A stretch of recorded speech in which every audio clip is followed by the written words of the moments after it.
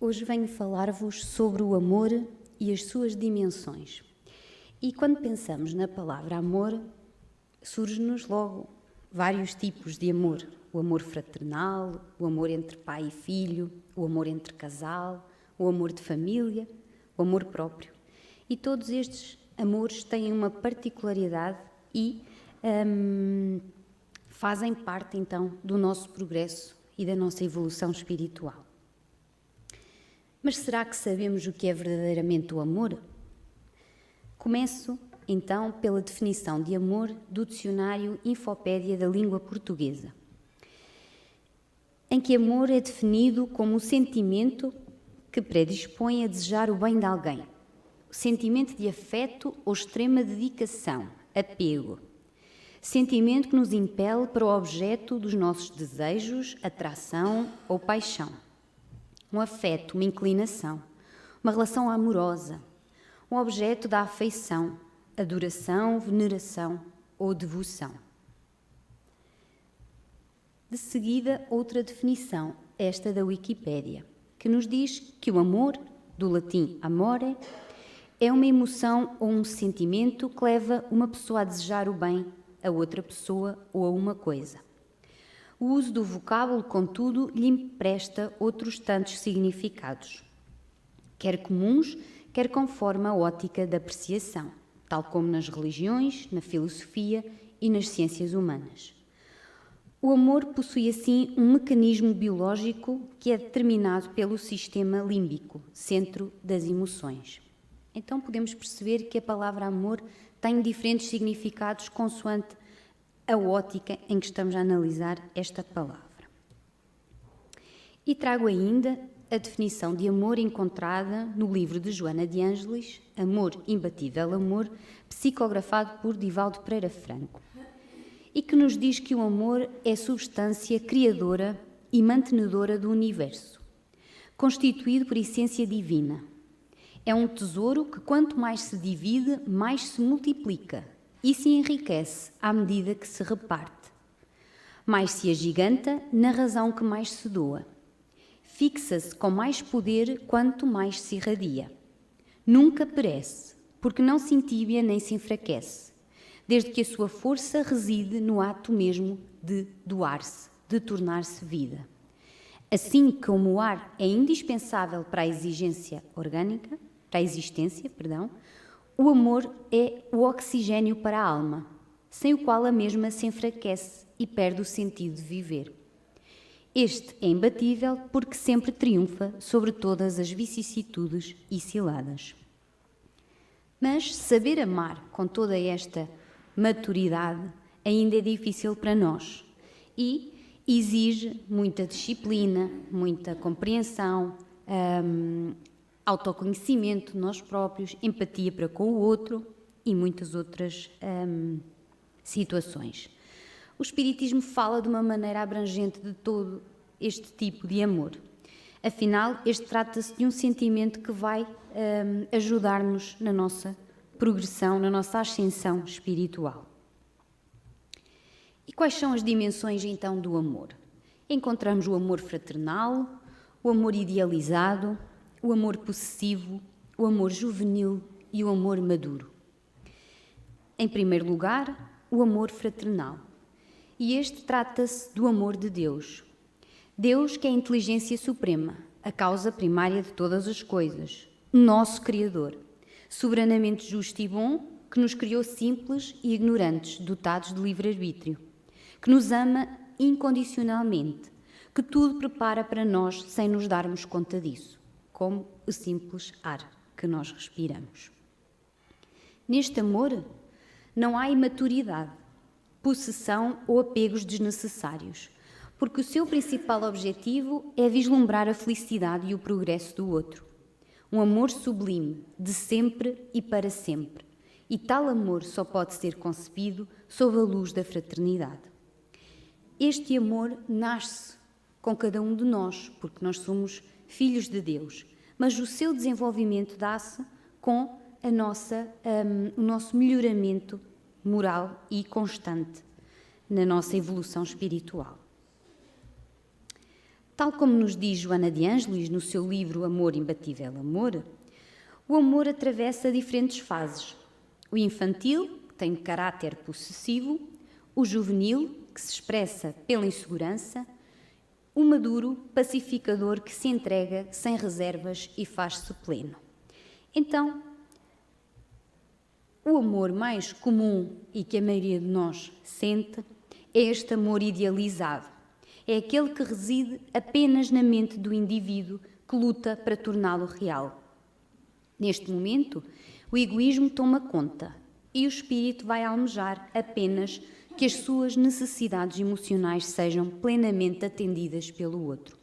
Além disso, espera-se que o destinatário de tal amor tenha ações e sentimentos compatíveis com a idealização estabelecida. Ou seja, quando a pessoa projeta algo na outra de acordo com as suas próprias vontades apenas. Dessa forma vão existir algumas cobranças, que muitas vezes até são excessivas e não correspondem àquilo que a pessoa idealizou. E entramos assim num amor possessivo, que se expressa pela insegurança e pelo apego.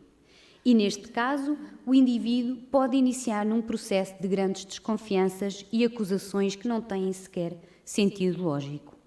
Toda a atitude do ser amado, ou do ser que se diz amado, se torna um motivo para que sérias inquisições sejam feitas para atestar a sua fidelidade ou lealdade.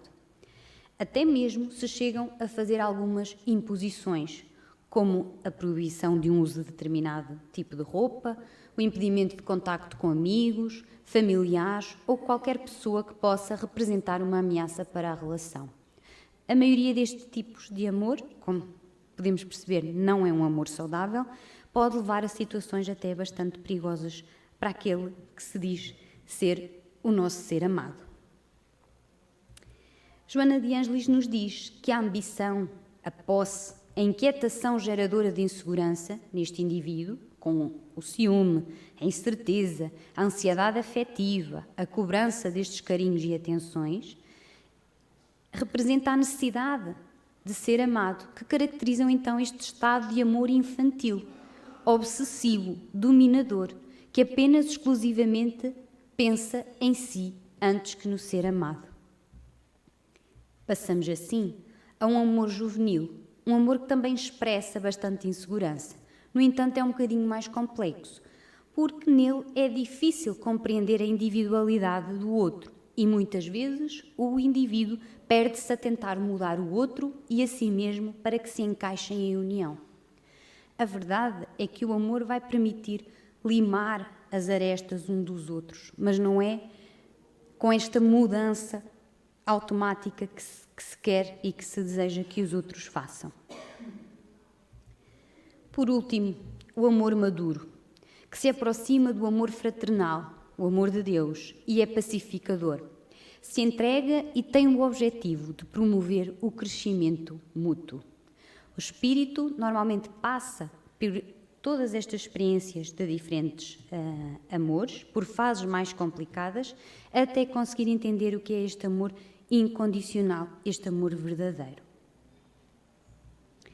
A confiança, suave, doce e tranquila, a alegria natural e sem alarde, a exteriorização do bem que se pode e se deve executar, a compaixão dinâmica, a não posse, não dependência, não exigência, são benesses deste amor pleno, pacificador e imorredor.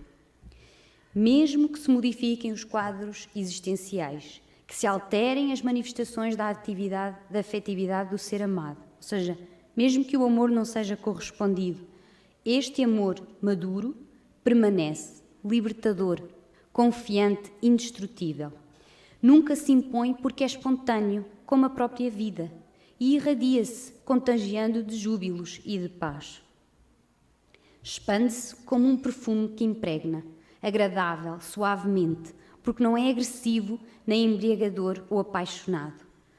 Este amor não se apega, não sofre falta, mas frui sempre, porque vive no íntimo do ser e não das gratificações que o amado oferece. O amor deve ser sempre o ponto de partida de todas as aspirações e a etapa final de todos os anelos humanos. O auge do amor encontra-se no sentimento que Jesus ofereceu à humanidade e prossegue doando, na sua condição de amante não amado, ou seja, daquele que ama sem a intenção de ser amado também. Aquele que ama simplesmente porque isso o faz feliz e não pretende nada em troca.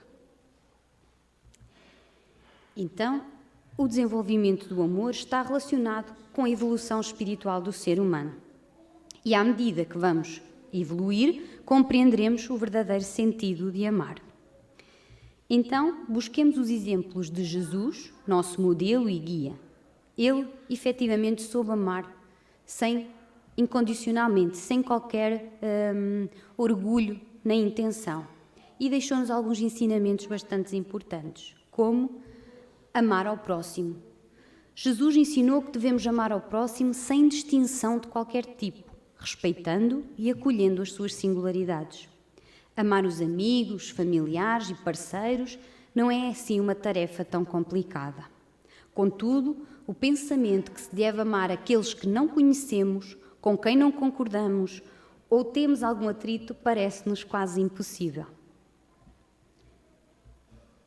Amar a Deus sobre todas as coisas é um dos ensinamentos mais comuns de Jesus. Deus nos criou e nos proporciona a oportunidade de evolução constante. Amar a Deus é como viver, deve ser algo natural e eterno em nós.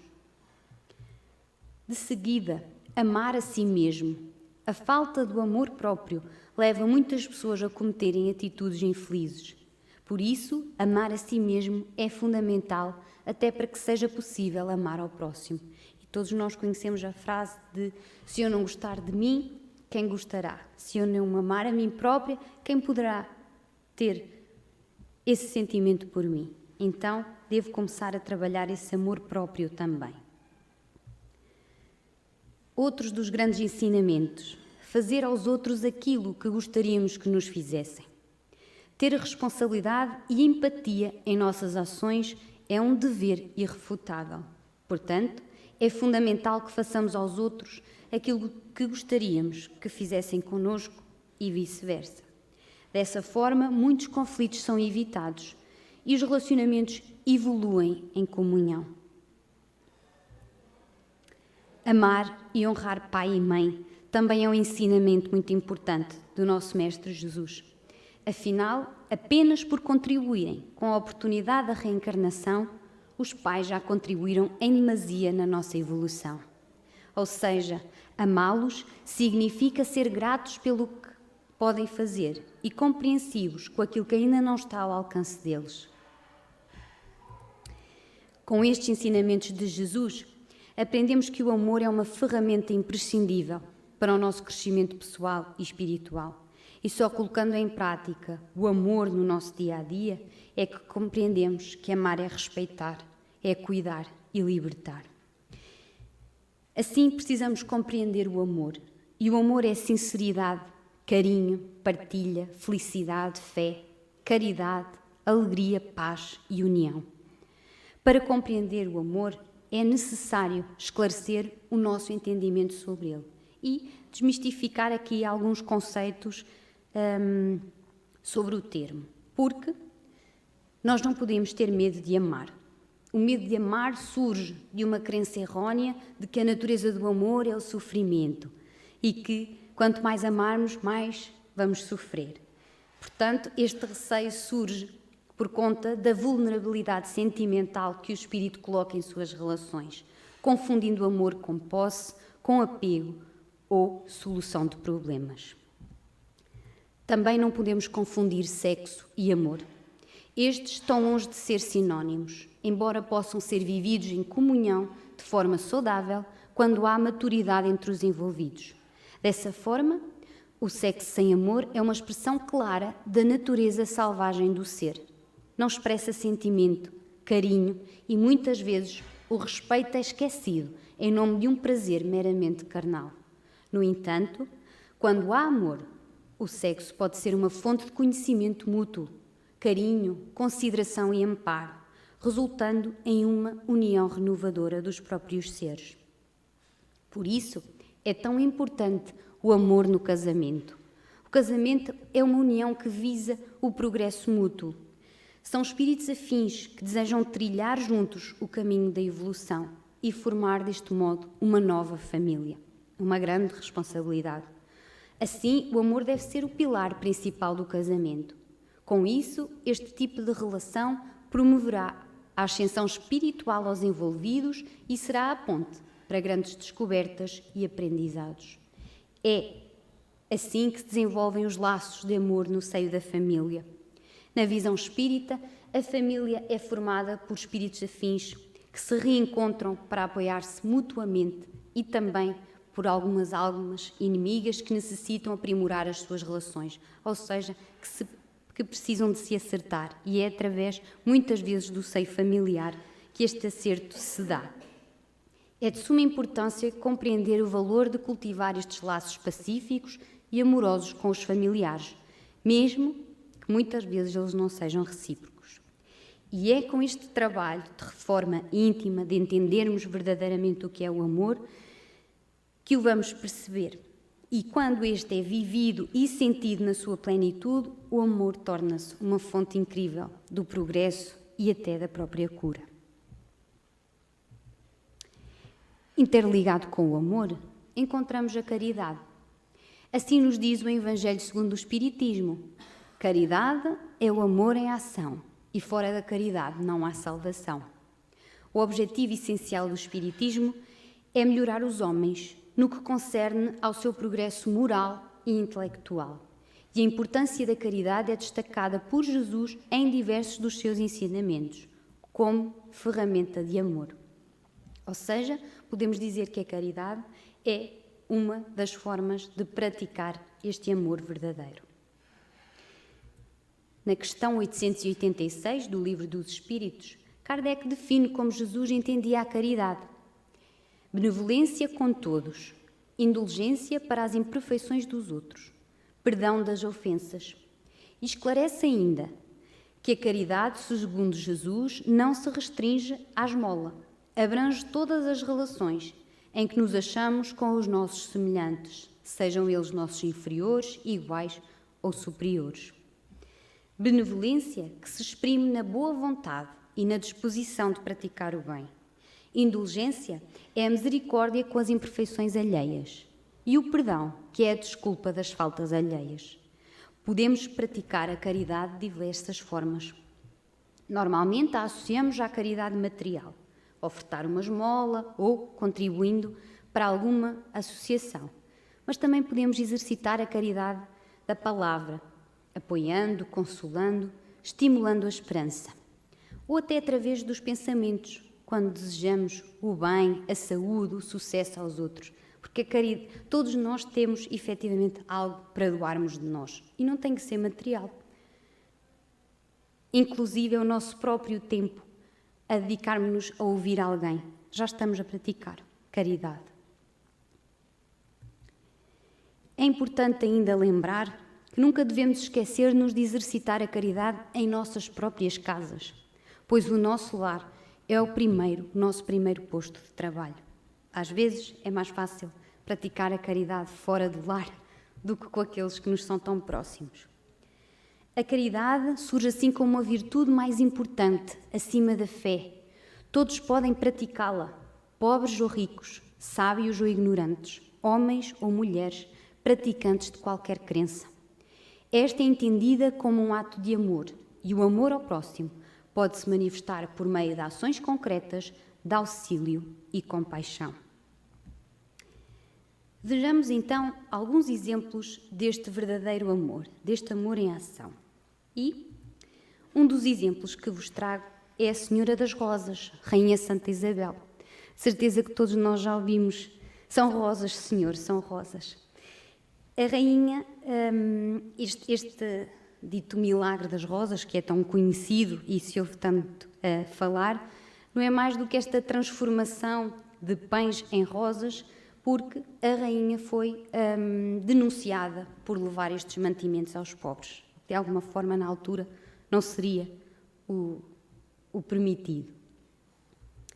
Outro dos exemplos, Madre Teresa de Calcutá. O que eu faço é uma gota no meio de um oceano. mas sem ela o oceano será menor. E é verdade. Nós não conseguimos mudar o mundo, mas podemos fazer do mundo um lugar melhor. E esta irmã dedicou a sua vida ao trabalho de caridade, uma vida pautada por um constante compromisso ao serviço dos outros, sem nunca esperar nada em troca. Outro dos exemplos, a Mansão do Caminho, de Divaldo Pereira Franco.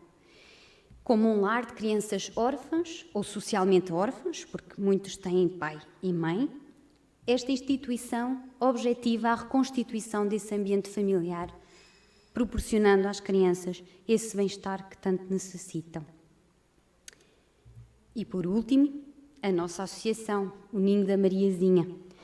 É uma instituição de solidariedade social, sem fins lucrativos, que há mais de 20 anos que presta auxílio a famílias carenciadas, principalmente naquilo que são as necessidades básicas da alimentação. Isto através da doação de um cabaz alimentar mensal ou da confecção e da distribuição das sopas aos sem-abrigo. Então, para concluir, como vimos, todos estes tipos de amor são importantes para a nossa reforma moral. E cultivar o amor em nossas vidas contribui para a evolução na nossa jornada espiritual. Sabemos que até alcançarmos o amor fraternal e incondicional de Deus, provavelmente teremos os impulsos dos amores menos maduros.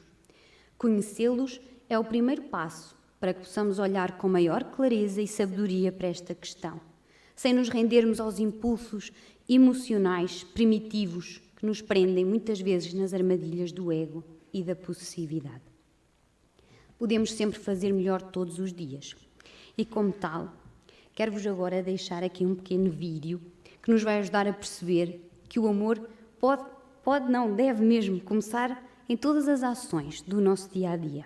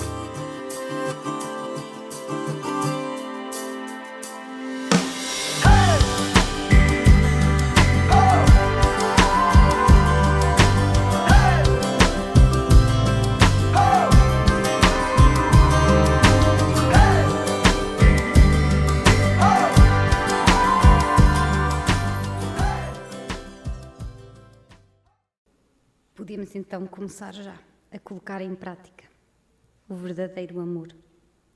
O amor que se propaga e se multiplica, como nós podemos ver neste vídeo.